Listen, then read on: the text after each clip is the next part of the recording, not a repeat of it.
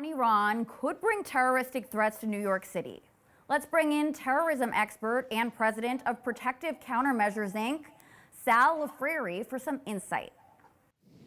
Sal, thank you so much for joining us this evening. Obviously, we're already seeing the NYPD ramping up patrols across the city.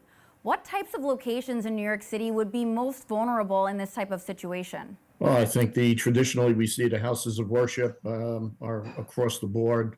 The synagogues, virtually every religious institution is covered under the abundance of caution. And how concerned should New Yorkers be? How real is the risk of retaliation on U.S. soil? Well, I think it's something that we've always been, concerned about over the years. And post 9/11, it's always something that we're worried about. So, Sal, are we talking about lone actors, organized cells, cyber threats, or something else? What would you say the biggest threat to the city is?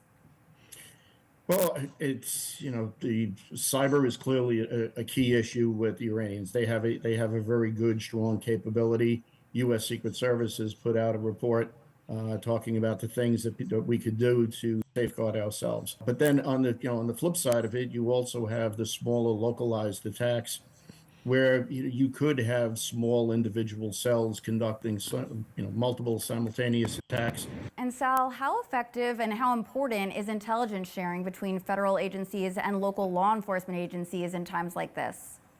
It's critical. The good news is, post 9/11, we've really learned a lot of great lessons. The current leadership with the FBI has really taken a strong stand on trying to get local law enforcement involved with them. Years ago, where you had that break between the agencies, today you have a lot better cooperation. And it's critical because what could be happening, somebody that they could be looking at in, let's say, New Jersey, could be planning an attack in New York. So that having the difference between the states, that there's no longer a hard wall between the two.